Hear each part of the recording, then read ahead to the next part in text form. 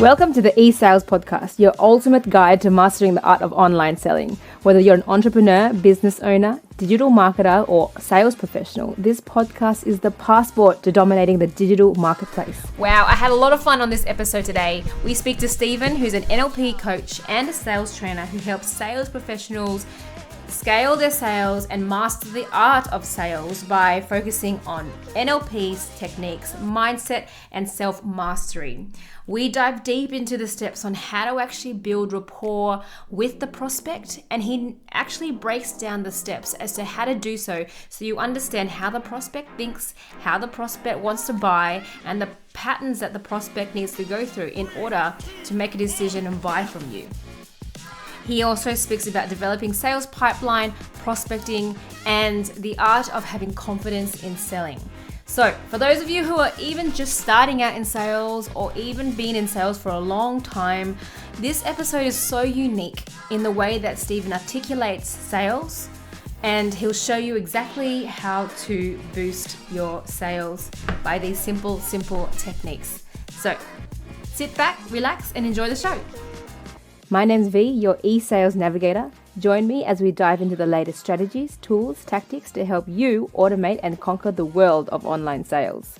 Get ready to boost your online sales game and unlock your full potential. Let's dive in.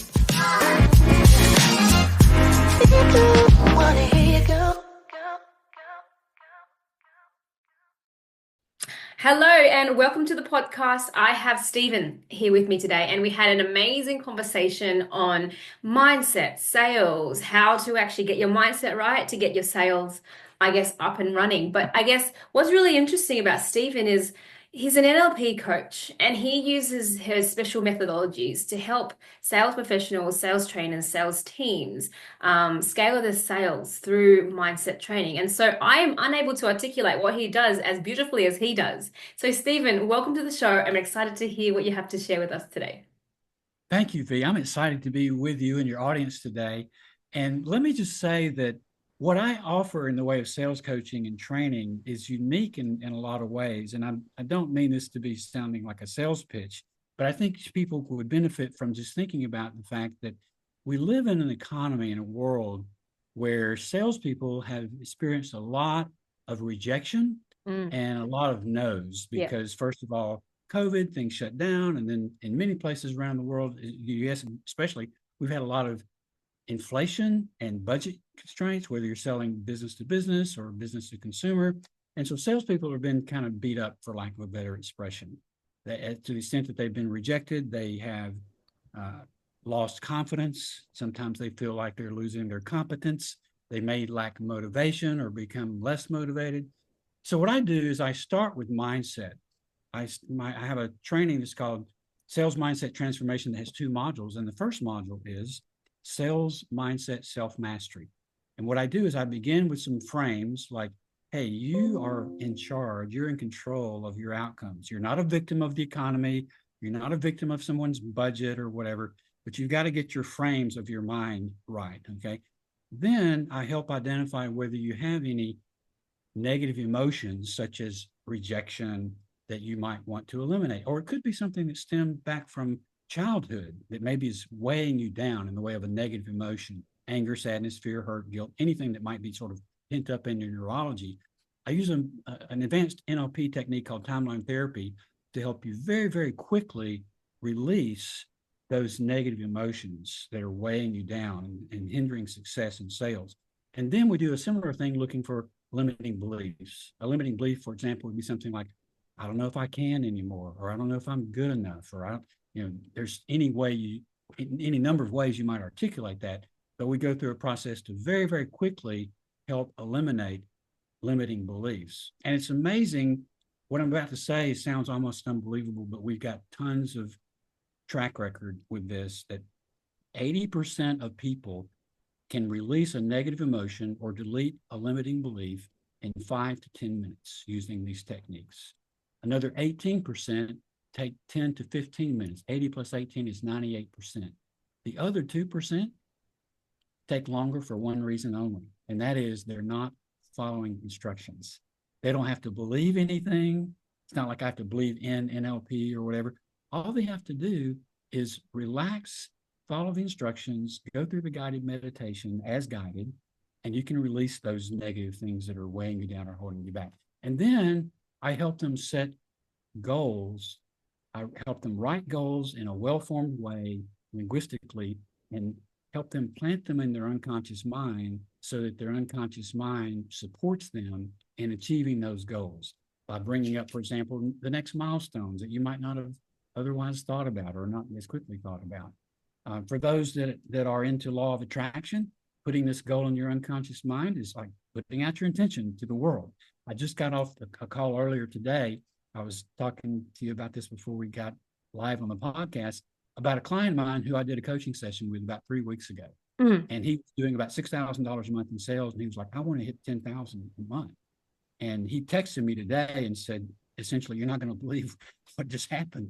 He told me about how he's already reached his first $10,000 a month sales. And he and I didn't even go through the sales training part. All we did was the mindset part and setting the goals. And he had that kind of success. And that's very common. I've had clients that have opened, 2 or 3 new accounts after they hadn't done that in a few years. I've had clients that have tripled their sales by going through this.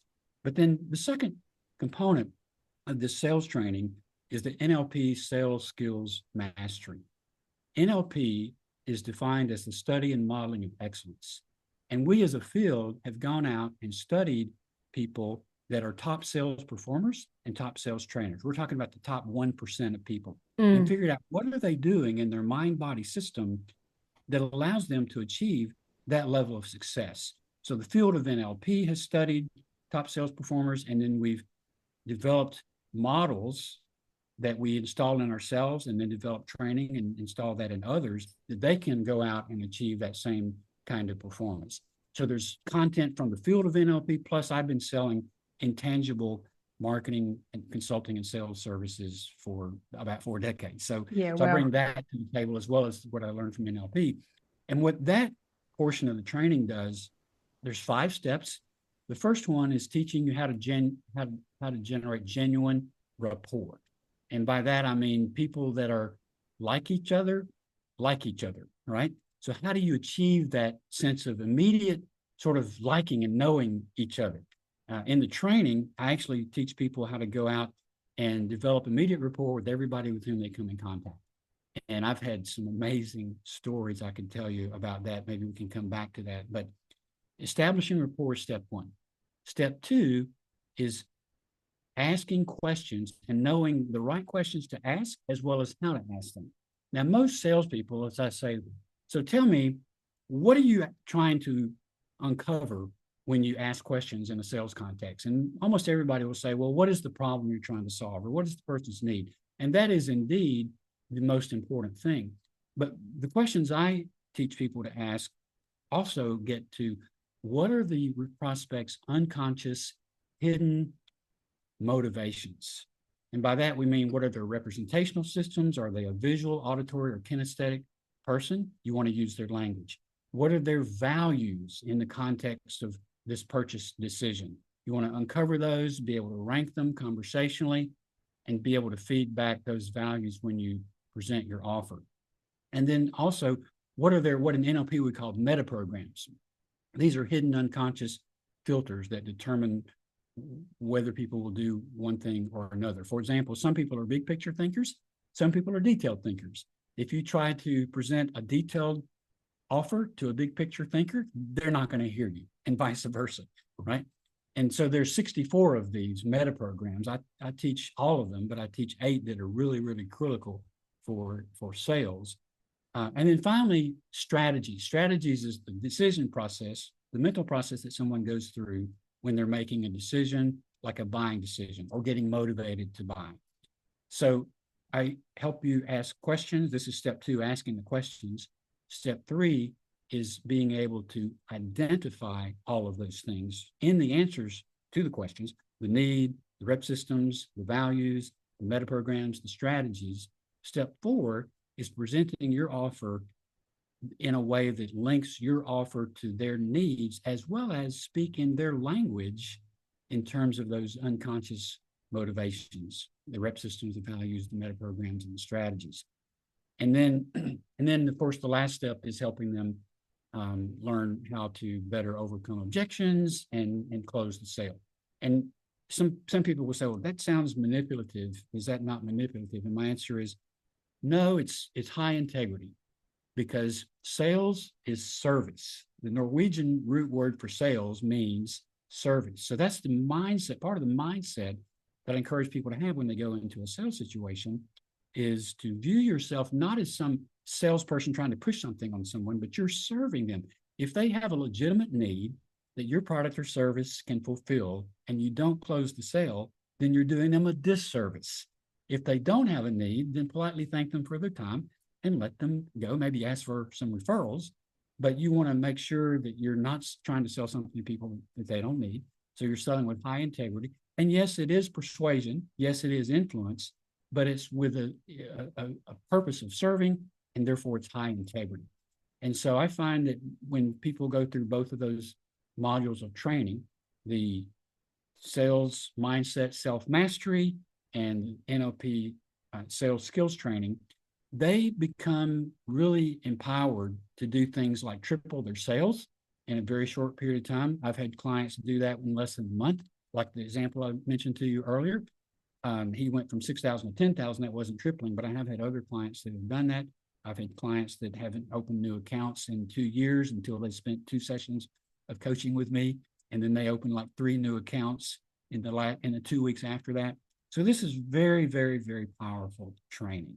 And I think particularly the mindset portion is important today, because so many salespeople have had some, rejection and haven't been able to sell at the same levels that they had in the past due to the economy. And of course, you combine that with the NLP sales skills, and you got a very powerful tool set to really up your game in sales. I'll stop there and see what questions or comments you have. Oh my goodness, I have so many questions, so many thoughts. But what I'm really loving is that you've got a really nice framework to kind of teach all this. I think sometimes when it comes to mindset, it can get a little bit wishy-washy and a bit woo-woo, And so I'm really liking that you've got this 5-step process that you've kind of changed and adapted for your own methodology, and also made it really clear that we go through mindset and sales training and also objection handling as well. So, when someone's like coming with you, like I'm just thinking from an audience perspective who's listening right now, surely they'd want to improve their sales. I guess, what are the key issues that they come to you with?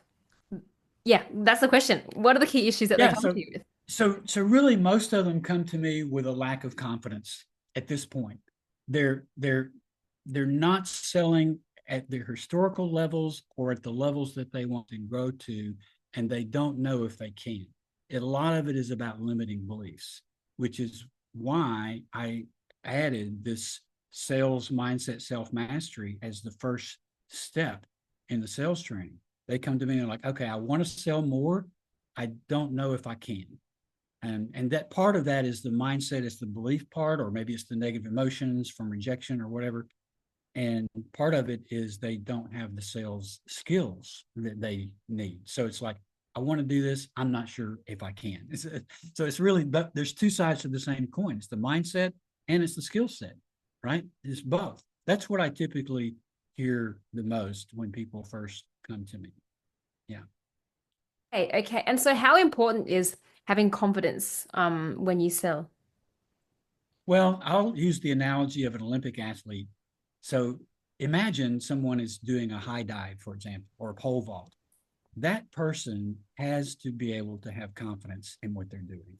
How do they do that? Well, they train, yes, over and over, but when they're about to, let's say, for example, step off the high dive and do their dive, they visualize that before they leave that diving board, actually before they walk on the diving board. Or take, for example, a basketball player shooting a 3-point shot. They're picturing that ball going through a cylinder into that net, right? Yeah. So you've got to have confidence. Otherwise, you're just wobbling, in your mind and perhaps even in your delivery. It's really foundational to being successful in sales. Now, you don't want to come across as arrogant. That's not what I mean by confidence, but it's it's a self-esteem. It's a knowing that I know what I'm talking about and that I'm here to serve this person.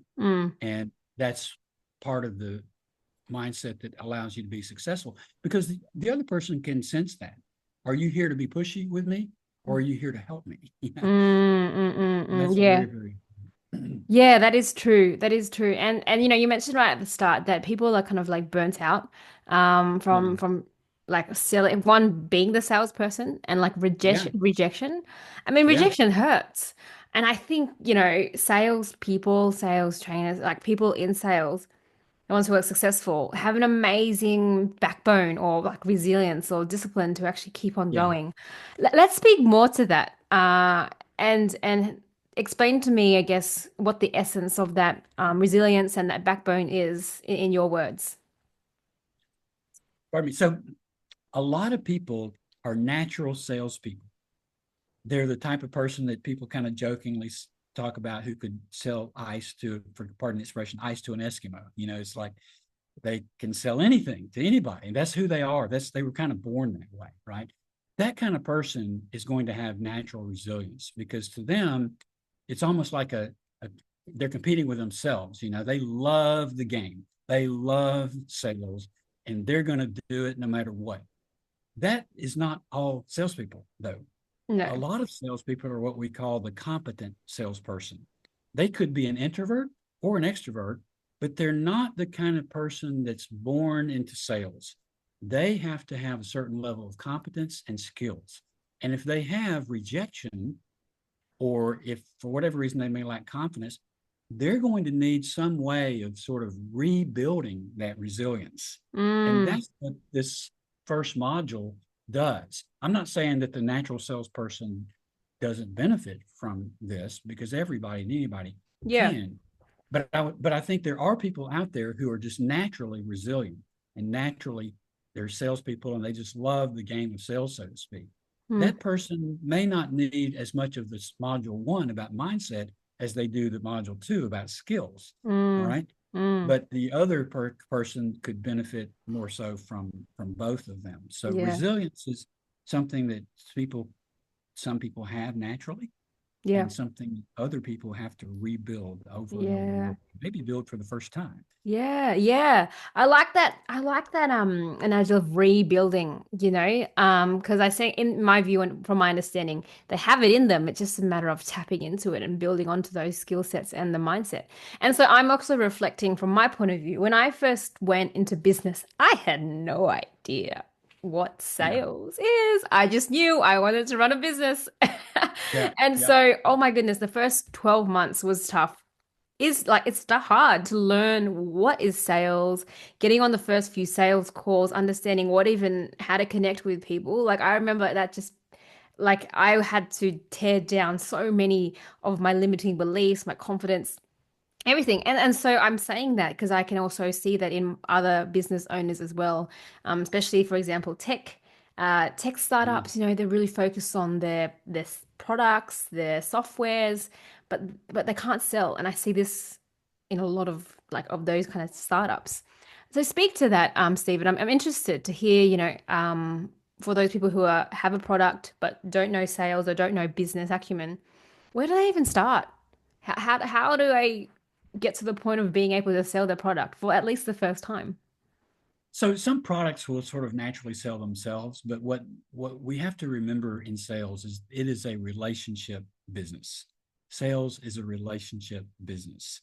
So if you've got the best product in the world, but you're not able to establish rapport with your prospect, you're not going to be able to sell it as effectively as someone who can, right? Because the same product can be bought at more than one place, Mm, typically these days. Even if it's like an Apple phone, for example, you can buy it from your phone company, or you can buy it from Apple.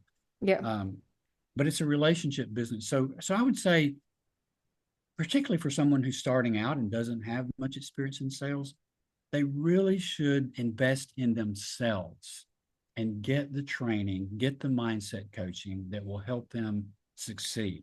A lot of people will look at the cost of something like sales training, and they'll view it as the word I just used, cost. Oh, Mm, that sounds expensive.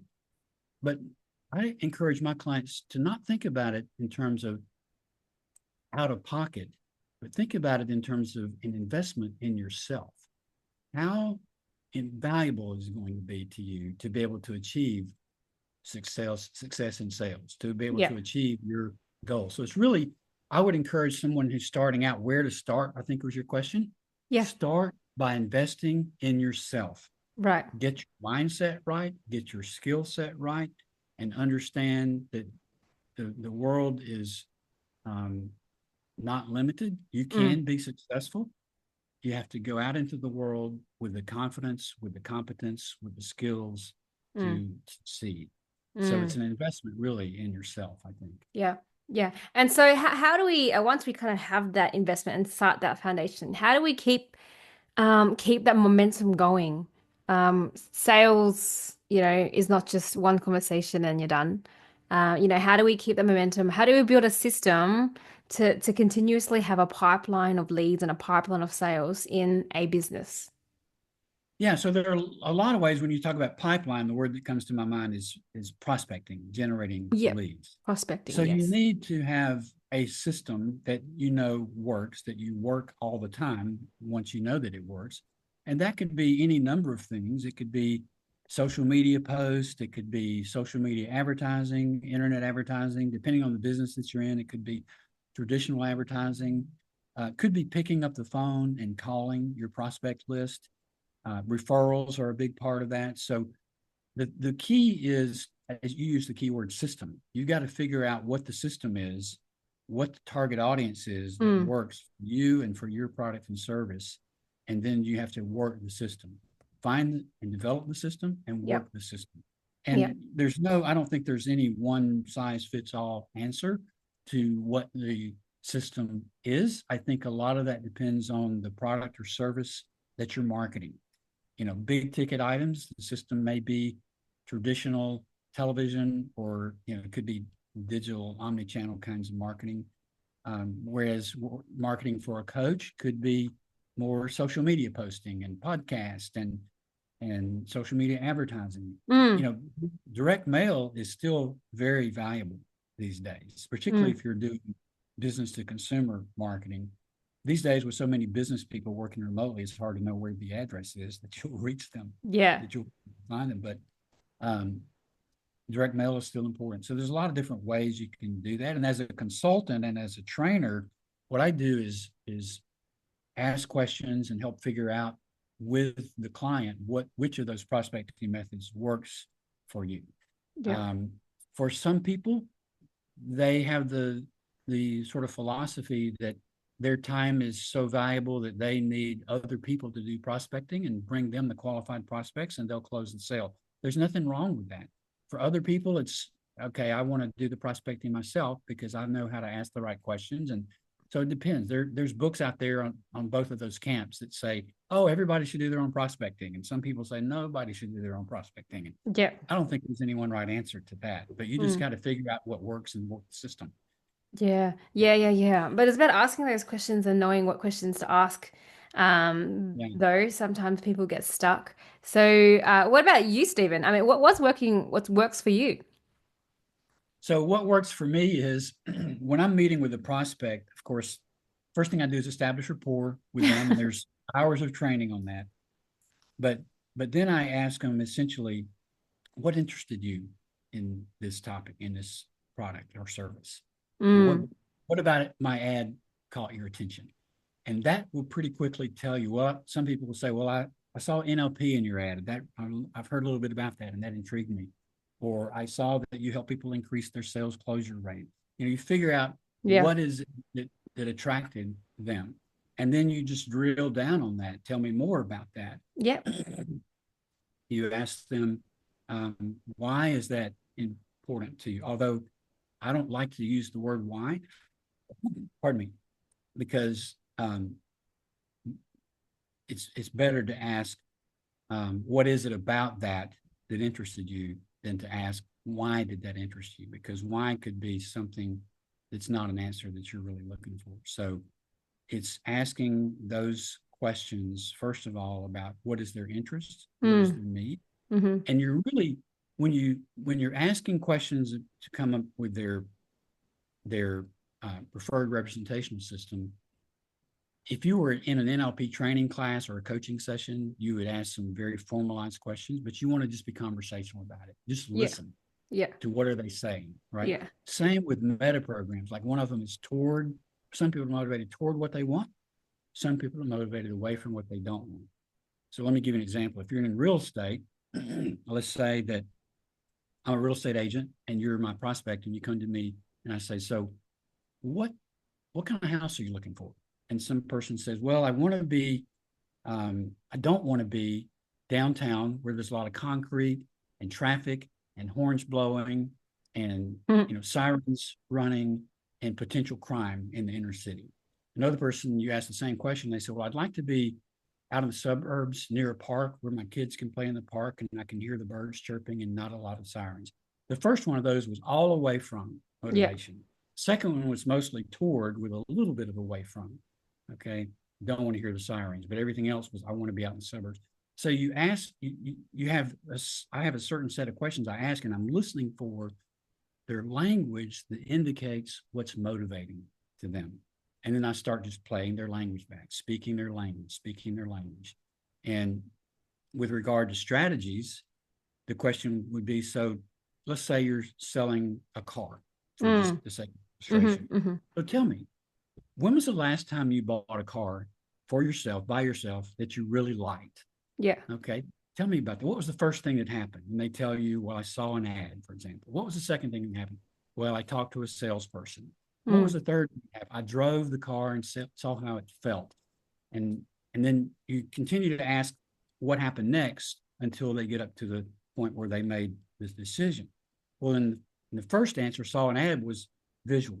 Okay, I know that when I feed them back my offer, the first thing that I have to do is use some kind of visual terminology.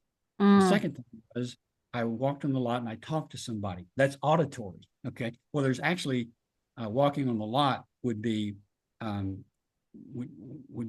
kinesthetic, but then talking to somebody and then driving it was kinesthetic, feeling, right? And then maybe they had they asked their spouse or something, that would be auditory external. So you're asking questions about the series of steps that they go through in making the purchase decision, and you're making mental notes about this. That's interesting. I like this. This is great. So that when you're ready to present your offer, you say, well, let me show you, in the example I just used, the first one was visual. Let me show you a vehicle, and we'll walk out here on the lot.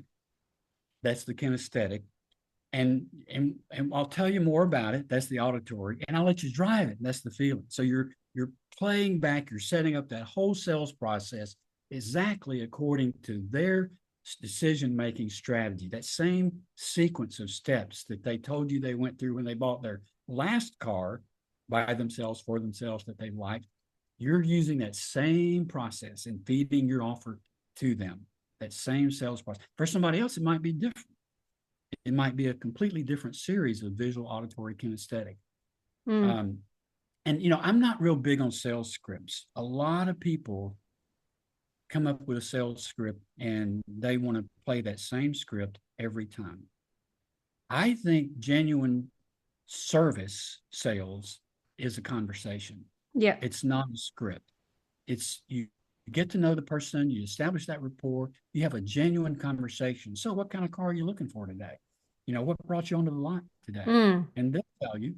And then you start probing from there, and you're listening for their reps. What's important to you about a vehicle? That gets to the values. They may want more room for their vacation with their family. They may want a smaller compact car that gets more gas mileage. You're listening their values, right? By asking what's important to you about this, whatever it is you're interested in. What else is important? And tell me, if you could have this, if you had these things, but not these, what difference would that make? So you're prioritizing through your conversation the relative order of importance of those values, right? So you've got the rep systems, you got the values, you've got the meta programs like toward versus away, big picture versus a detailed person. There's other kinds of meta programs like how many cars that they have to look at or whatever it is, Yeah. shirts, watches, whatever, do they have to look at before they make a decision? So, for example, you might ask, was the last time you bought a house, how many houses did you look at Yeah. before you make a decision? If they say 3, then you want to make sure that the thing you think they're most likely to buy is the third one. So Yeah. you're Yeah. asking all these questions to understand, how does this person think? What do they need? How do they think? What are their unconscious motivations? And then when you get ready to present your offer, you're playing it back to them Yeah. into their way of thinking. Yeah. And I do have, when I do the training, I train a whole list of questions and priorities. I don't like to give those away outside of the training, but I'm just giving you some broad concepts. But I would say this, the main thing is it's being genuine.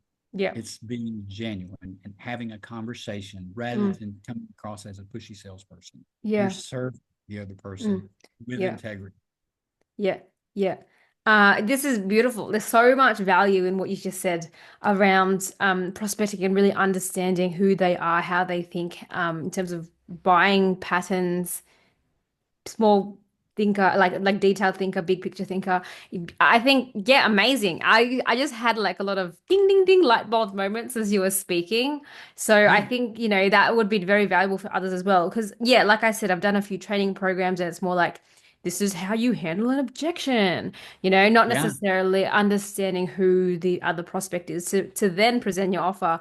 I think that's quite unique. And I'm really quite interested to hear more about your training programs and I guess how you teach this to the broader audience. So how do people find out more about you, Stephen? So you can go to contact.ethridge, ETHRIDGE.com. Yeah. And that is a one-page landing page that talks Mm-hmm. about my sales mindset transformation course, of which, again, there are 2 modules. Module 1 is sales mindset self-mastery. That's all about getting your mindset right. Yeah. Module 2 is the NLP sales skills mastery.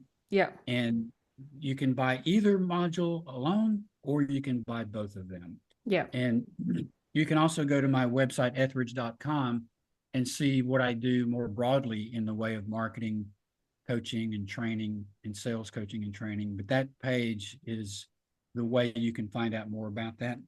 You can Yeah. also email me at Steven with a V, Steven, at ETHRIDGE.com, and inquire, ask questions, or you can actually call or text me. I'm in the United States, so it's 1-901-331-7026. I'm more than happy to give anyone a free 30-minute conversation to answer any questions that you might have about sales or my sales training or how I can help you. And if you're interested in going beyond that with some paid training or coaching, we can talk about that as well.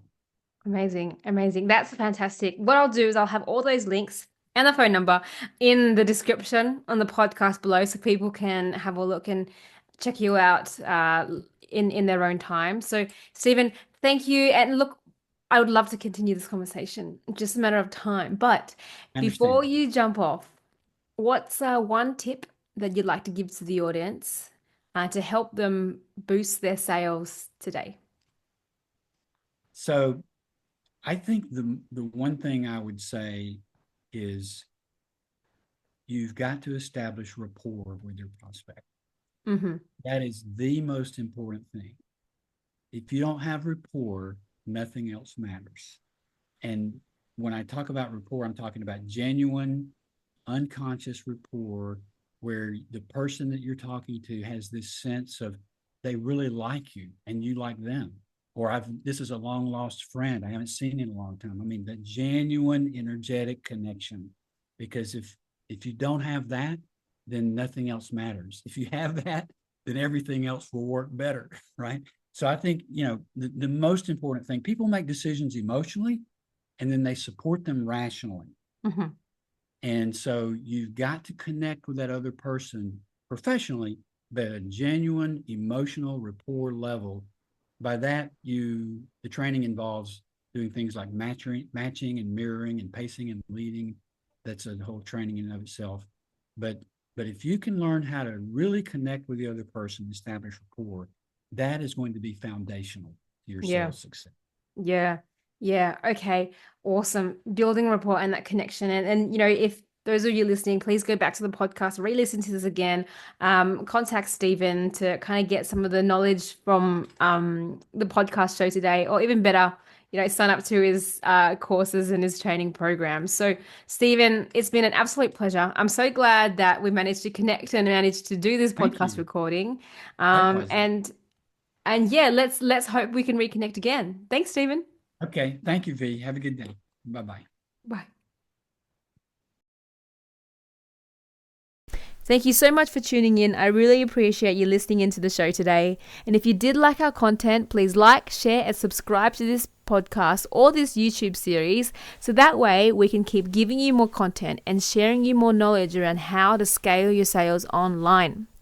And if you are wanting to boost your sales online, please sign up to our e-sales school, where you will learn to automate and navigate your way around in this digital marketplace. Thank you so much once again. I really appreciate you joining in today. And remember to keep selling, keep having fun, and keep being you.